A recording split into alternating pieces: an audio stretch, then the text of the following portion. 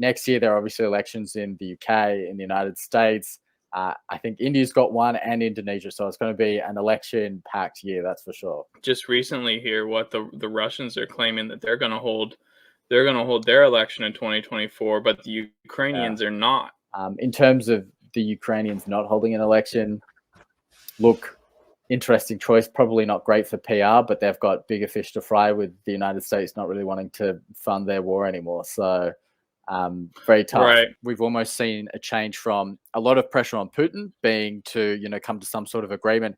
And now I almost think the pressure is on Zelensky to come to an agreement and try and tie this conflict off. But really, this is just one big distraction for what we should be focusing on, which is China, and it's South China Sea, and it's the Oceania region. Do you think that China, the South China Sea, Taiwan, all of this will eventually come to war? Ooh, good question. It is 8:33 in the morning here. Mate, well, well done. You're looking fresh, so you've done appreciate well. it. I've never had trouble getting up early, really. I used to get up at like 4:30, 5 a.m. and go to the gym. Oh, good man. But I've stopped that now. It's not necessary at the moment. How are things going with you? Yeah, good. Things have been, wrapping up end of year. Obviously, lots of accounts to sort of finalize, invoicing and all the rest of it. But good stuff. All good stuff. So you're working out of Dubai? Yeah, so look, right now I move essentially between London, UK, Dubai, UAE, and then have been spending a little bit of time in Georgia, as in not the territory in the United States, but the country, right, in the Caucasus. So, that's been keeping me busy. So I wanted to talk because we ended up on Stefano's podcast at the same time, and you had some interesting stuff to say, and we've been kind of going back and forth a little while to get a meeting scheduled. But you have experience in government, correct? Like you've done some work in the Australian Parliament. You have experience working with businesses, and more importantly, like you've been to a lot of these places. You're working out of the Middle East right now. You studied in Russia and you worked in Ukraine, correct? So you're very familiar with a lot of these places, and you seem to have some pretty good knowledge of geopolitics. So I wanted to start out and just kind of allow yourself to explain, where you got all this, because if I tell the story, it's probably going to come out wrong. So how did you come about getting all this experience? So look, great question. So I'm Australian born and bred, Sydney, Australia, but studied in Kyrgyzstan, in Bishkek, which is one of the sort of former post-Soviet republics, bordering Kazakhstan and a number of the other stans. Very poor, but Russian and Kyrgyz is the lingua franca. Did that for 4 years. And then spent time studying at the Moscow State Institute for International Relations, the European University at St. Petersburg. Have worked and studied all in that part of the world. Studied Russian in the Ukraine back when that was still something that was possible. Was in the Ukraine during Maidan. And then again, just when things started to kick off in terms of the conflict war. Wow. What was that like? Yeah, look, very, very intense. I mean, sort of the memories that I have of that time where nobody really knew what was happening, to be honest, on the street, right? Information was very scant. There was a lot of contradictory pieces of information, and just there were a lot of people walking around in ski masks and full military gear with no insignia whatsoever, but carrying, automatic weapons. So very confronting, fascinating time to be there. Needless to say, I didn't stay there long. Because I thought this is sort of my limit, right? But in terms of getting you can talk about geopolitics, but you can, I was in Kiev. I spent a bit of time in Odessa as well. Wow, that's really something. That's quite the experience. So you didn't even realize at the time. You were probably a younger guy. You probably didn't even realize the gravity of what was going on. I had no idea. To be completely honest with you, I had absolutely no idea. I thought this is just sort of another protest. But then when you go there, you think, oh, no, this is this is something a lot bigger. And then once you just see a lot of weapons on the street, that's when you sort of think, okay, no, this is levels of depth more serious than I, even I could sort of anticipate where that would lead in the end. So anyway, I did that. Went back to Australia. Ended up working for a senator, what you guys in the States would call a senator, what we would call a member of parliament. Worked there in policy development, mostly related to finance. So very little, in fact, to do with foreign affairs or geopolitics. The reality is Australia does very, very, very little in Eurasia or Russia or Central Asia or even the Caucasus. And happy to talk a bit more about some of the reasons why that might be. But it's fascinating that, I had sort of this very deep subject matter expertise, and I ended up spending, frankly, most of my career working with startups in VC and consulting, and then in sort of more traditional bread and butter government relations.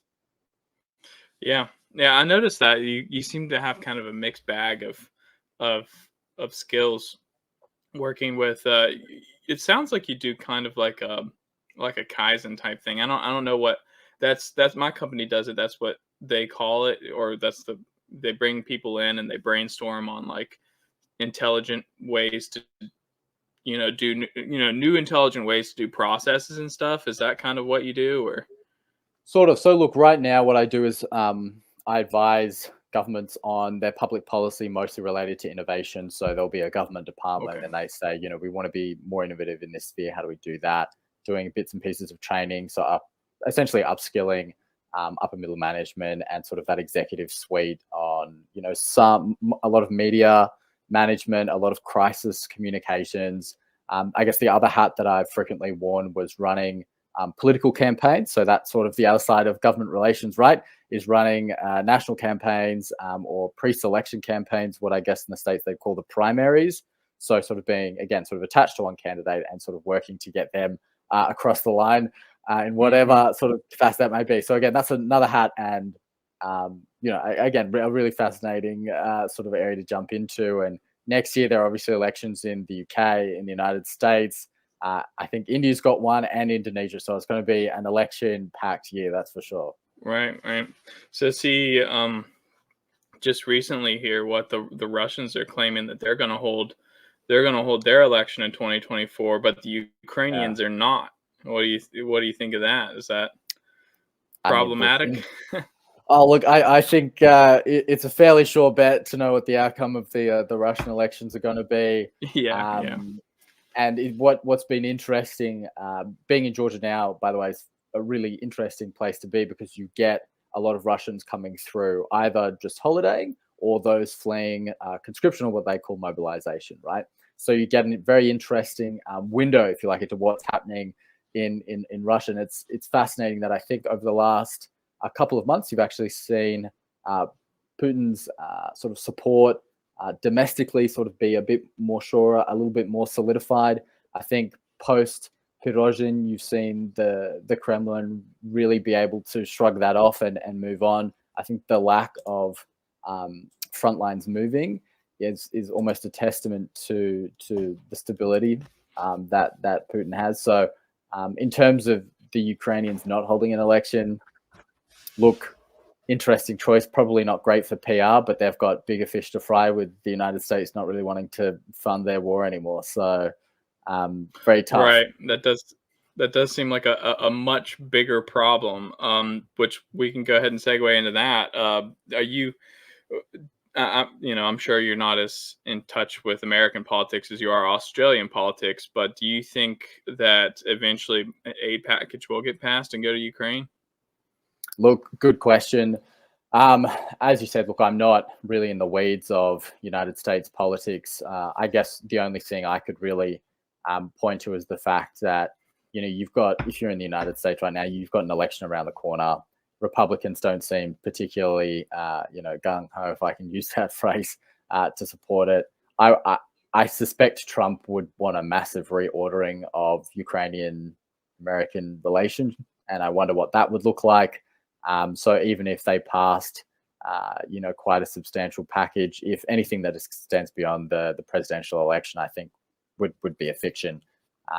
Anything up to the election, you would obviously suspect to be pretty solid. again, happy to sort of delve into the Eurasian geopolitics, but also I think we had a chat that you wanted to also talk about some of the other geopolitical happenings around the world to expand things out. But again, happy to take your lead. Yeah, of course. I mean, we could talk about whichever one you want to talk about. I was kind of waiting to see about the news of the day. It seems like the bigger topic right now is Ukraine, but we can certainly jump into Israel and some of these other places as well. Yeah, I think to what you're saying about the American politics and the Republicans, I think the biggest development is you have two or three guys. One is Senator Lindsey Graham, who's probably the biggest war-hungry senator in the U.S. He's been on the Republican side talking about supporting Ukraine from the beginning.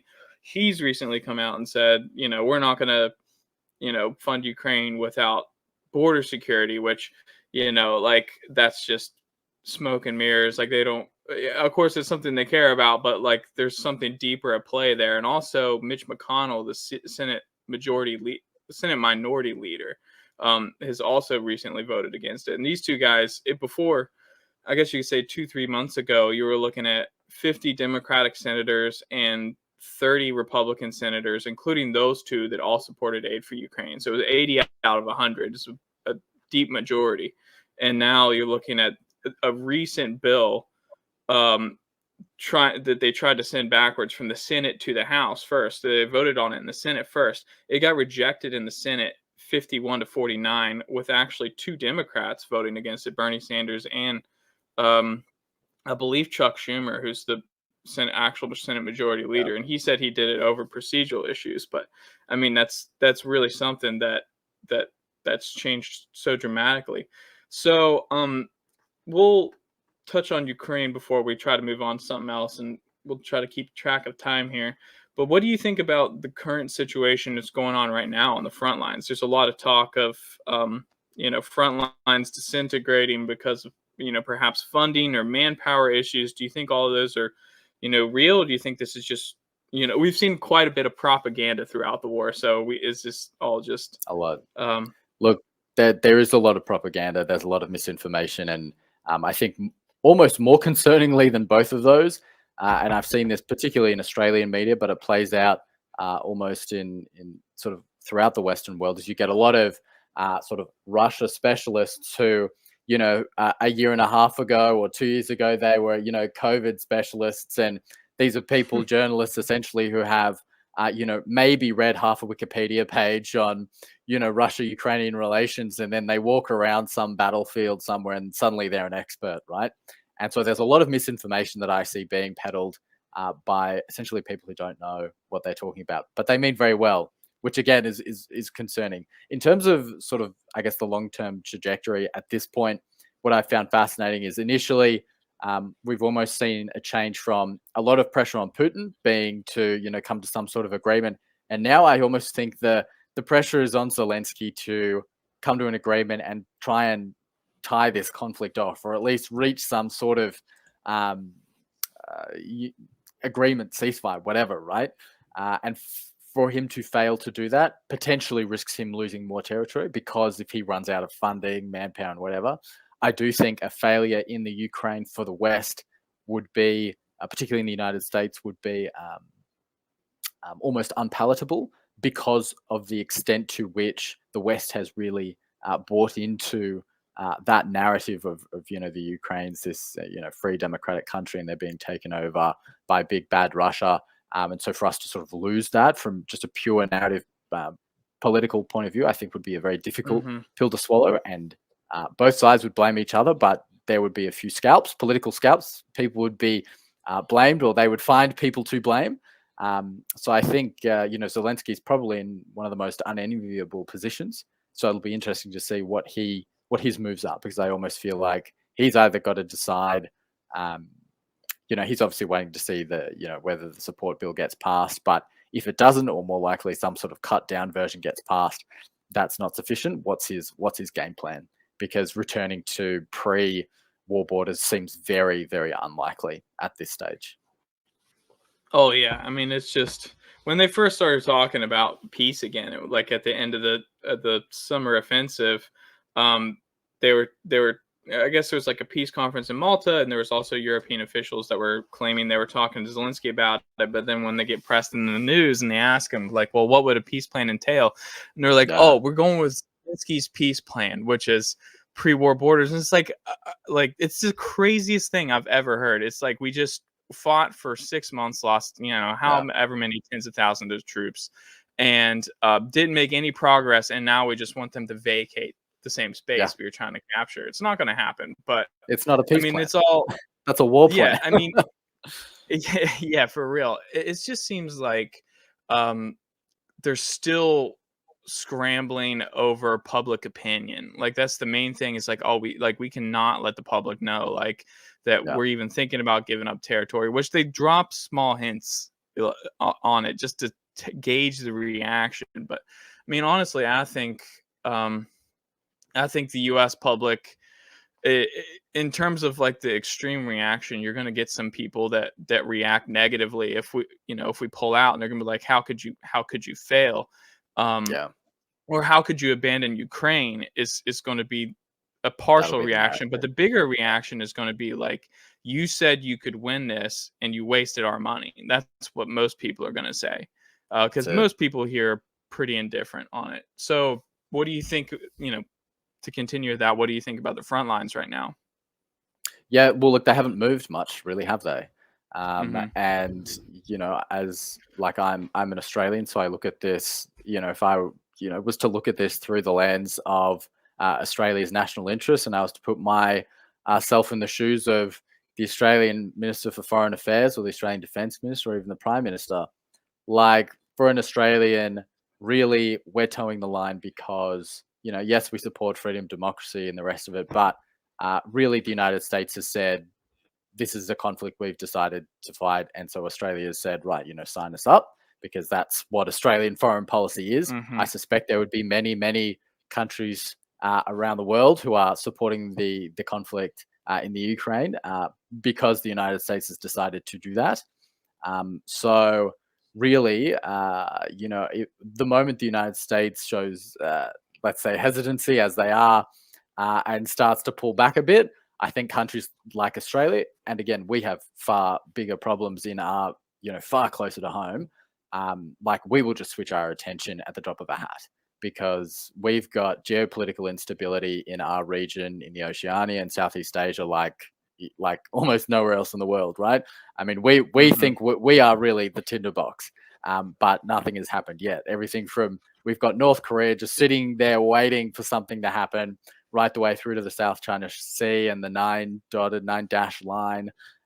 Indonesia is Indonesia-Australia relations. Very unstable, correct? Super unstable, right? Like Indonesia can't even control most of its own territory. There have been instances where, and this is a tangent, but it's an interesting tangent, where, for example, parts of territory of Indonesia just won't be controlled by the government. They'll be controlled by Islamic extremists who then start implementing very conservative Sharia law. They'll be taken off by rebels or whatever. And some of the gun battles that happen. Yeah, go ahead. A lot of that going on in New Guinea or on the Indonesian side of Guinea, right? There's still tribes there that never seen government control that are fighting. Yeah, there's so many islands. There's thousands of islands, and it's all different people. The only reason why it's one country is because the Dutch slapped it all together, and then when they got their independence, it's super fascinating area. But Australia is probably a competitor, at least with resources, on the seller's market with resources when it comes to Russia. So, there's some economic incentive to be like, hey, don't buy from them, Yeah. Look, mate, you're very astute. So one of the fascinating things that happened was when, obviously, there were a bunch of sanctions that hit Russia. Ukraine was unable to essentially continue doing business as normal. Like a lot of the staples from a number of raw materials, and particularly in the agricultural sector, like Australia just said, thank you very much. And, albeit at inflated prices, because if you want to get raw materials from Australia, it has to go a lot further. But there was an interesting economic case study. But for us, to be honest, most of our business these days is with Asia, because they're the markets that are booming. The middle class of Indonesia is like several times the population of Australia's entire population, right? So we're talking orders of magnitude which are very different. And for Australia, whilst Europe is important for us, and we keep an eye on Europe and what's happening, our business opportunity, our greatest risks, like even if you look at migrant flows, like it's all related to South Asia and Southeast Asia and what's happening with China and Japan, with Vietnam and Thailand and the rest of it. That's really where Australia's attention should be, although frequently what we see in Australian foreign policy is because of our European bias, we end up over-focusing and over-emphasizing Europe at the cost of relationships with some of our closest neighbors. Yeah, what's the population difference between Australia and Indonesia? Is it Indonesia's got like what, like 200 million people or something like that? Mate, I think it's even cracked a bit higher than that. So Australia is 26 million, 26, right? So like we're nothing. Our population, our land mass is obviously gigantic. And if you look at, I mean, Russia talks about itself as being a world superpower when really it's probably more of a regional superpower. Well, Australia really is. So if you look at the Oceania region, Australia, that's our backyard. We really have very deep. Australia actually does have a whole continent to themselves. We are the only. Russia doesn't have a whole continent. That's it. You see. So great opportunity. Actually, I think it seems like you might have some better insight on what's going on in China and the South China Sea than most of the people I've had on the show. So what do you think, first of all, if you just kind of like to explain to everybody what is actually going on in the South China Sea? Some people might not know with the island building and stuff. Sure. Yeah, absolutely. So look, happy to take you way back to day dot. Chinese government sort of gets discovered de facto building islands, right? They're dumping a whole bunch of sand in the sea. Then they subsequently started building airstrips and sort of mini ports, or not so mini ports as the islands grew. And they said, no, this is for research purposes. Fast forward a few years, suddenly you see them being militarized. And fast forward a few years further, they say, actually, these are our military bases, and we're claiming a historical right to significant elements of the South China Sea.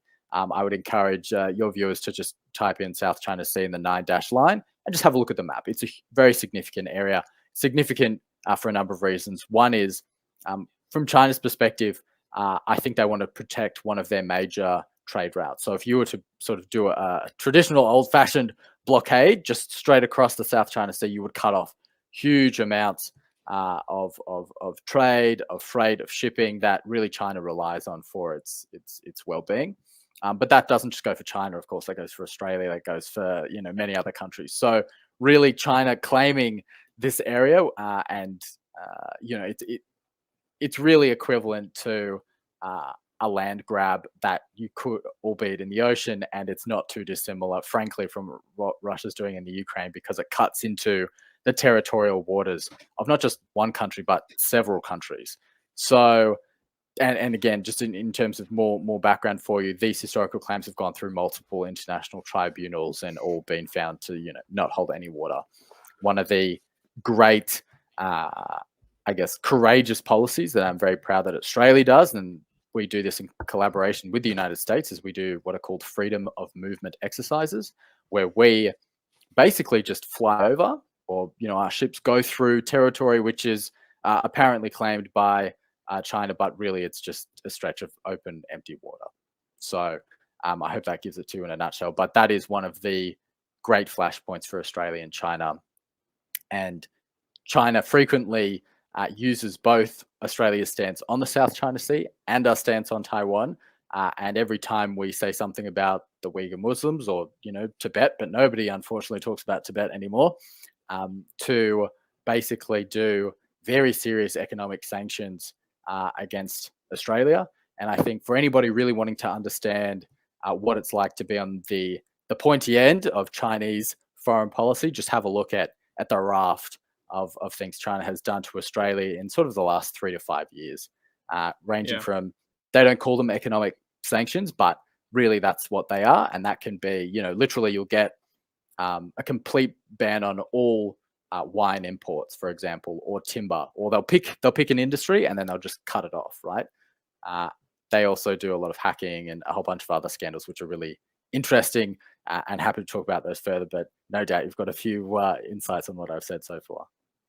Yeah, I mean, honestly, China sanctioning Australia never really made a lot of sense to me. It seems like they're doing it because they're trying to influence Australia to go, trying to bully Australia into going one way or another. But Australia is a huge supplier of raw materials to China. China doesn't really have a whole hell of a lot of raw materials. I mean, they of course have some. It's very large landmass. They got timber. They got, you know, some kinds of metals, but not really a whole lot of natural resources. There's a little bit of oil in a couple places, and they actually have one of the largest shale fields in the world.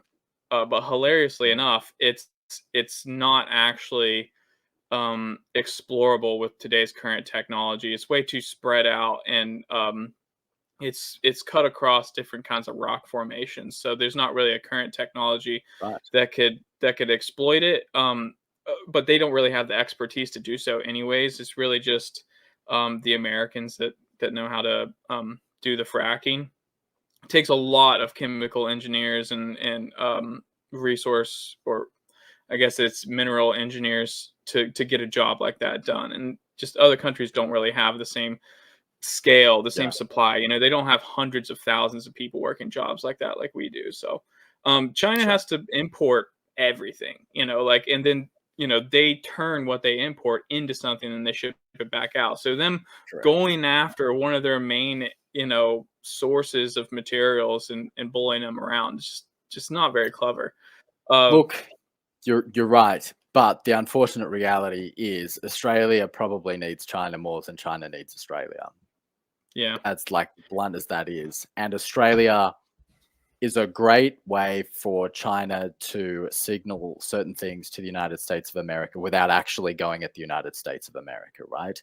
So Australia can be a little bit of a political football, which is sort of, we're not quite there yet, but I can definitely see Australia being that little middle ground between, getting beaten over the head by China, whilst the United States is, pushing us to put, more. We've got several United States Marine bases, several shared intelligence facilities. We've got AUKUS. I'm not sure if you're familiar with that, but that is a very significant partnership. Again, Australia got beat over the head by China for signing AUKUS, and for Australia's great submarine deal with the United States with the Virginia-class submarines, which we're very excited about. So again, it's quite relentless, and there have been several instances where almost every month there would be a news story broken in the Australian press, and it would be an unknown state actor has hacked all the universities in Australia and taken all the student data, or they've hacked some of our telecoms, or they've done this, that, and the other, and it was just relentless, and the messaging was so clear, right? And again, if your viewers are particularly interested to see what it's like to be on the pointy end of Chinese foreign policy, have a look at I think it was called the 14-point plan, where the Chinese foreign ambassador to Australia basically said, these are the 14 things we don't like about Australia, and these are the 14 things you guys have to change about yourselves and your 14 policies, right? It's very imperialistic, very, very authoritarian mindset, right? Which, Australia is a very anti-authoritarian and very sort of anti-hierarchy of any sort. So that sort of thing just rubs us all the wrong way and just leads us further down the garden path. Yeah, America wouldn't really tolerate that kind of talk either.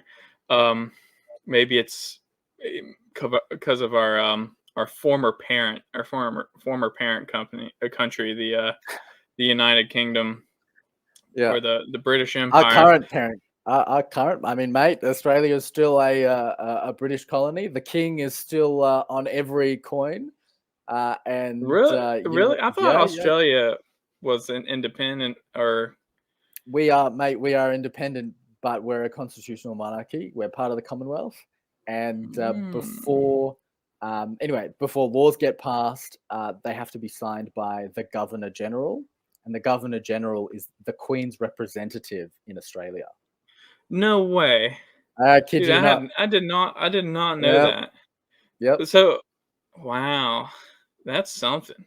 So, do Yeah. you Yeah. have, as an Australian, does just any typical Australian have British citizenship, or? Look, many of us do, many of us don't. I think a lot of Australians that, um, have some sort of uh, Anglo-Scottish heritage may still have family there. So I certainly still have family in the United Kingdom. I think in terms of mindset, worldview, all the rest of it, Australia, like think halfway between the United States and the United Kingdom, and that's pretty much Australia. Yeah, I know the governments of Australia and the US actually can, and this is not super recent development, but probably in the last 10 years, Australia is considered to be our best friend and our closest ally at the moment. Just our interests are so aligned in terms of what's going on in the Pacific, and that should tell you, where U.S. policy should be directed towards. It should be directed towards China and the Pacific, because that's where we're doing the vast majority of our trade. But do you think the U.S. is going to pick up any of the slack on resources imports from Australia that Australia might suffer from with China? Look, to be honest with you, because the I mean, again, they don't call them sanctions, right? They just say, there's some code violation, and then, suddenly all the coal imports get stopped. And, that Hmm. costs thousands of jobs and the rest of it. To be honest, because it's so sporadic and so stop start, it's difficult to plan around it. And it's not random, because it'll be in response to something, the Australian Foreign Minister said on, please don't mistreat the Uyghur minorities, Emperor Xi. But look, it would be difficult to plan around that. I think from my perspective, if I'm a United States foreign policy thinker, I'd be sitting back in my chair and I'd be thinking, you know what? This thing in Russia and the Ukraine is a flashpoint. It's very important. Yes, we need to, tie that off and make sure that we have a very good end game here. But really, this is just one big distraction for what we should be focusing on, which is China, and it's South China Sea, and it's the Oceania region, right? Because China and India are right there. Like, you've got all the big players, all the rising stars, and that's where the money is. That's where the trade is. That's where the growth is. Like, this should be the number one priority in terms of this sort of thinking. But the American government has been very slow. And whilst I think the penny is starting to drop, that actually this is not just important, this is like seriously important, it still seems to be, a top 10 priority, not a top 5 or a top 3, which is really where it should be. For Australia, we are, in many regards, such a small player. The best we can do is to work out some sort of how we could be an effective asymmetric irritant, if you like, in collaboration with Japan and many other countries in that region. But you're talking about, how does Australia collaborate with Vietnam, which is a communist country, right? Like, those guys won the Vietnam War. And Australia was also in the Vietnam War along with the United States. And we got to build up those relationships, because the Vietnamese are also not big fans of China, let me tell you. And building those relationships is just an exercise in really the art of diplomacy. And I'm sorry to say we don't have very many good diplomats in Australia. Mm-hmm. It's fascinating. Well, to some people that just don't get it, but I mean, it really is fascinating. Um, some people just don't understand why Vietnam is friendly to the U.S. at all. I mean, there's millions that were killed during the Vietnam War, and it's just a testament to how much they hate China. China Yeah. and Vietnam have been at war some 28 times in the last 1,000 years, and Yeah. it's just a deep rooted hatred. They don't even mind being an ally with the U.S. because of it. So two final questions. one kind of short one, and then one that you can elaborate on, and then we'll close this out. In connection between China and what's going on in Russia, India and China are big rivals. They've been fighting many skirmishes, I guess you can say, without firearms up in the high peaks of the mountains, and they're in the border regions. Yeah. But since the Ukraine war started, India has been importing a lot of oil and resources from Russia because it's beneficial to them.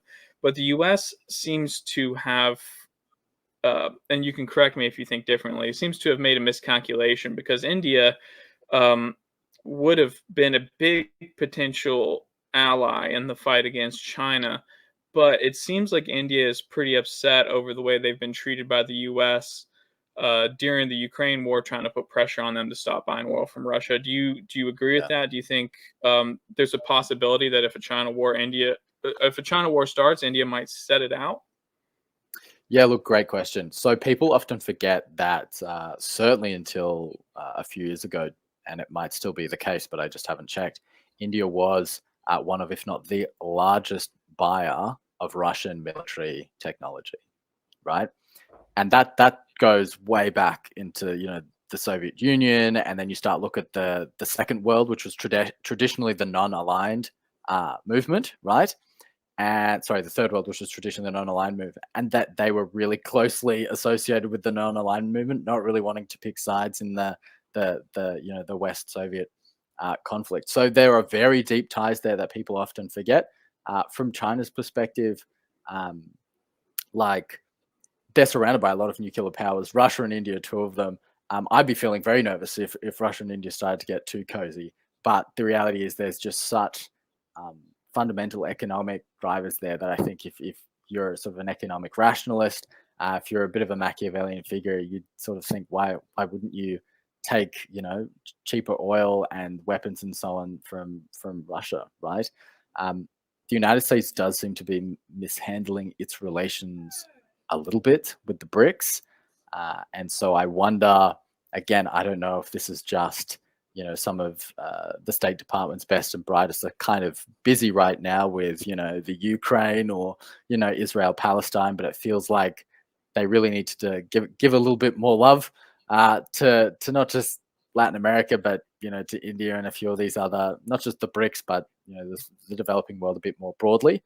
Because it does feel like there's a bit of a vacuum there that the United States has sort of created by stepping back and just not giving that attention. And obviously, Russia and China are just very grateful for that. I don't know if China would sit it out if there was some sort of conflict with China. I think they would probably just be very potentially quite rational about it. That being said, they've got elections coming up, so it might be Modi might be out, but we'll see. Yeah. All right. That answered. Yeah. Okay. What was the second question? I feel like there was a second question. So no, here I haven't. Here's the second question. And we'll wrap it up with this. Do you think that China, the South China Sea, Taiwan, all of this will eventually come to war?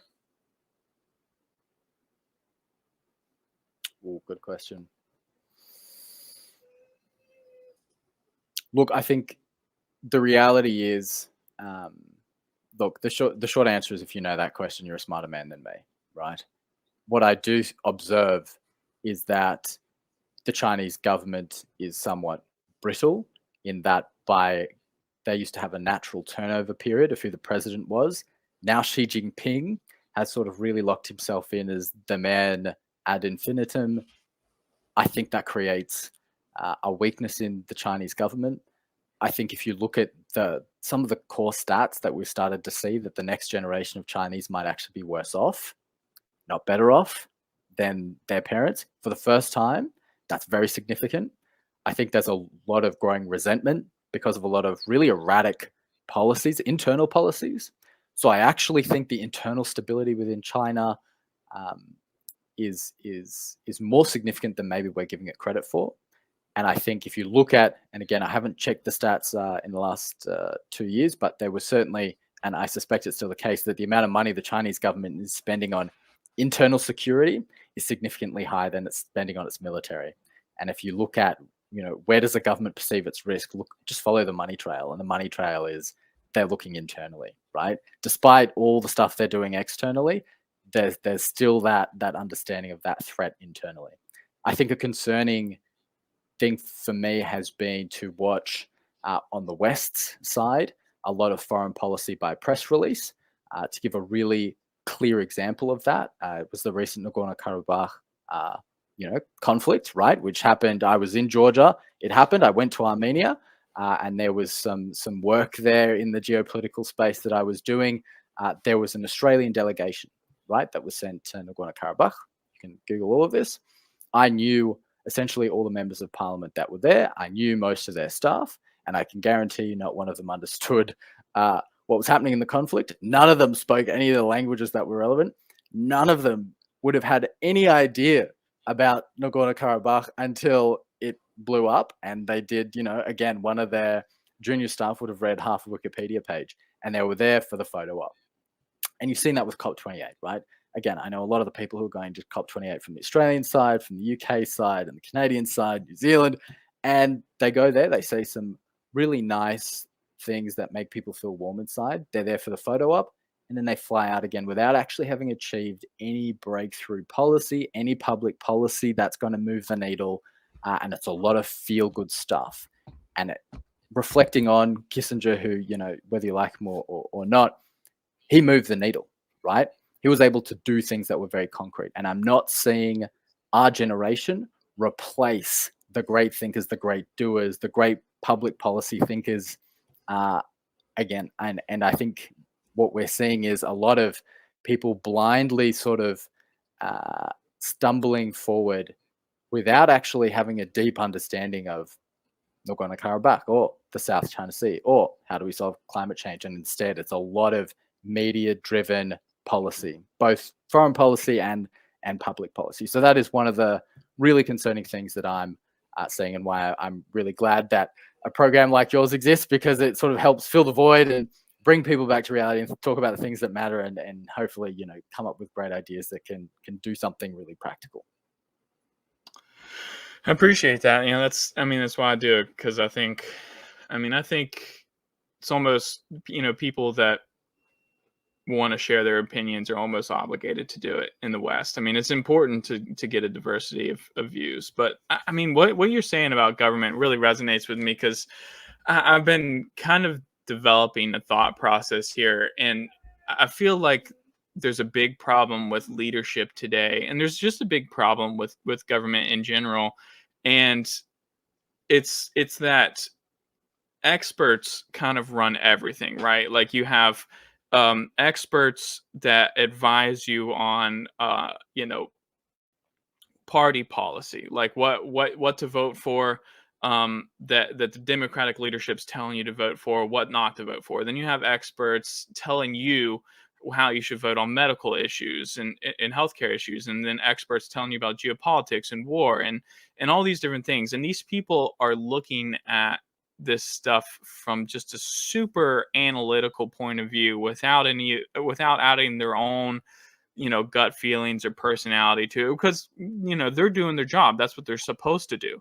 And I feel like once upon a time, the space wasn't so diluted with all of these expert opinions that you can't go off of just any one, but like you take in the information, and then as the leader in your space, you make a decision on that. Well, the person that's making that decision now, the elected official, isn't the charismatic, intelligent person that they used to be. They are an expert at getting elected.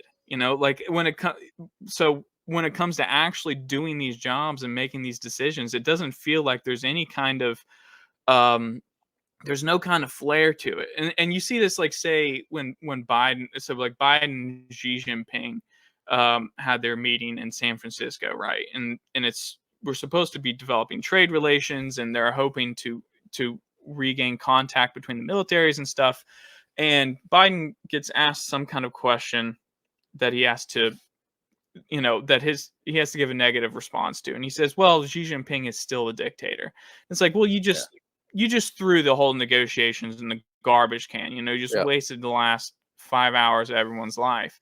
And I feel like he says things like that because someone in the background is saying, like, politically, you have to say he's a dictator. But, the emotion and that man to man, like the charisma, trying to, if you're trying to impress someone, like, you have to, you can't be saying things like that. Like, you have to try and get on their side. So he's making every step of the way, these guys are making political decisions. Like, how is this going to affect my electability? How is this going to affect this? How is this going to affect that? They're working. They're treating the moment as if they're 4 steps ahead, and they're ruining what they're trying to get done right now. And I think the same thing has happened kind of in Ukraine. Like, they openly stated the goal several times, and they said, this is to degrade the Russian military. And it's like, how stupid are you to say that out loud? Like, Yep. it just seems like bad. It's bad politicking in general, but like, they're revealing their intelligence, and it kind of shows their stupidity, because, like, you don't want to show your hand. But I get that feeling with a lot of politics that are going on in the Western world, that there's good intent behind it, behind some of these expert opinions and everything. There's knowledge and intelligence behind it, but they take all of that and they swing it around like a bat on the international stage, like an orangutan that's been given a club. It just Yep. A lot of what they're doing doesn't make sense. It seems reckless. I don't know. I think You're right. You're right. we're I mean, the desperately political missing. system. Yeah, go ahead. Yeah, for example, the political system, right? The ones that make it through the rat race of getting elected, right? And it's a complete, like, it's a meat grinder, right? The ones that make it through, right? And I've worked on so many campaigns, and I've been a campaign director. And, when I was, 14, 13, 12, I was like handing out for one of the major political parties in Australia, right? So I really know this. I've been doing this for over like a decade, right? So I really know how this works. The reality is, the ones that make it through the rat race of getting elected and then manage to sort of survive in parliament are the ones that are really good at getting elected. And that's the skill set it teaches you, right? And it teaches you how to run the media very well, and get your media narrative out there, and get in the media, and get your name in the media, right? It doesn't teach you about great policy. It's not about getting great ideas that move the needle or help people. Like, you've got to be real about this, right? There's a great book which I would recommend your readers just have a look at, right? And it's called How Westminster Works. And basically, it goes through and sort of summarizes essentially what I just said, right? And so what you get is, when these people who have made it through are finally in that position where they actually have to do something that's going to create an impact, or they actually have to come up with a new innovative policy to solve a real challenge, right? They're not able to do it. They're not able to do it because they don't have the skill set, because the system doesn't select for the skill set. And increasingly, what I'm observing, and I'm very involved still with the youth movement, the youth wing of one of the major political parties, a lot of really talented young people are not interested anymore. Millennials, Gen Z are even worse. They don't even want to get involved, right? They don't want to hear about it. They don't want to know about it. And the problem is, it means the talent pool is narrowing, which means it's getting shallower. The kinds of candidates that are standing up wouldn't have they wouldn't get a foot in the door, 10, 20 years ago. Now they're getting promoted by the factions within the different political parties because there's nobody else, right? They're popular on TikTok. Yeah, right. So it's the system is creating some really weird results in terms of the candidates that are getting pre-selected or elected through the primaries and are getting elected. The way that you solve that problem is again, it's by people getting involved and signing up and doing hard political thinking and coming up with good policies and having difficult conversations. Yeah. Hopefully something changes soon. Yeah. All right, Philip. I appreciate you talking to me. Is there anywhere people can find you, social media? Sure. Look, channel? follow me on LinkedIn, Phillip, Philip space Longley, Longley. Feel free to add me, shoot me any questions, thoughts. If you disagree with me, that's great. Let's chat. But no, look, really grateful to be on your program today. It's fantastic and really big fans. So keep it up, and thanks for all your viewers for tuning in. All right, man. I appreciate it. You have a great day. All right. Cheers, mate. You too.